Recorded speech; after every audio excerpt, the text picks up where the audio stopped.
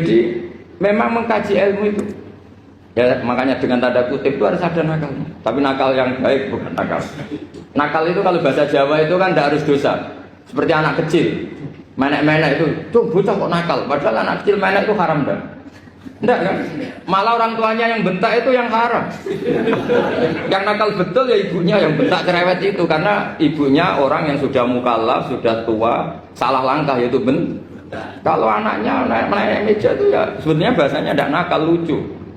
Oh jebule pinter conggo iso munggah meja, harusnya diapresiasi. Tapi rata-rata itu semua akal mecah gelas.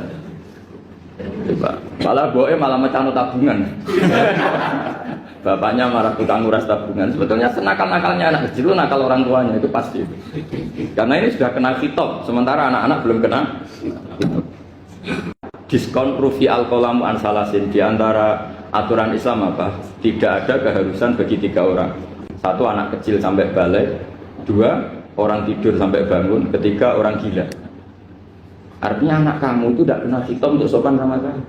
Kamu yang kena khitab baru sopan sama anak-anak. Nah ini ada Jawa itu kadang keliru. Jadi orang tua itu marah-marah memaksakan anaknya sopan. Padahal Allah memberi diskon anak kecil itu belum wajib sopan. Gak apa-apa ada tamu naik-naik itu, asal masih anak kecil. Makanya Rasulullah ketika beliau sholat sujud itu Hasan Husain itu naik. Cara Jawa Nabi itu 3 tumpahan. Semua riwayat mengatakan Nabi itu diam saja, gak berani ngangkat. Sampai sahabat itu ada yang melongok, ini Nabi sujud lama sekali, ada apa? Jadi kita punya riwayat itu ya baru kayak sahabat yang agak nakal. Semuanya itu sujud, tapi bareng di atas rata-rata ada sahabat yang belakang melongok. Ada apa tuh ini sujudnya kok lama? Barokahnya itu ditemukan riwayat. Oh, ono putune. Karena Hasan itu naik di atas punggungnya apa? Nabi itu andikan tidak ada yang melongok, riwayat ini tidak ditemukan.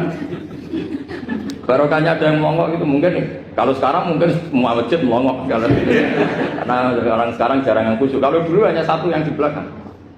Setelah itu Nabi memberi penjelasan, saya tadi sebetulnya harus mengakhiri sujud saya sesuai aturan umum, tapi ada cucu saya tak biarkan sampai dia puas naik punggung saya, sehingga dia turun baru saya naik.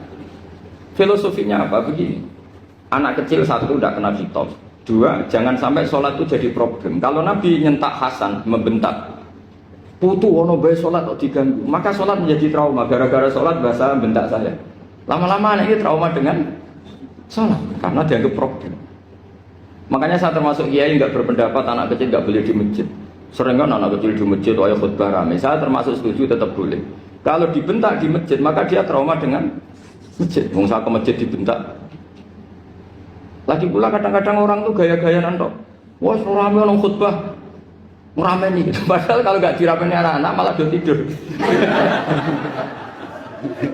Kita kan nggak bisa menjamin kalau perilaku kita lebih baik gitu.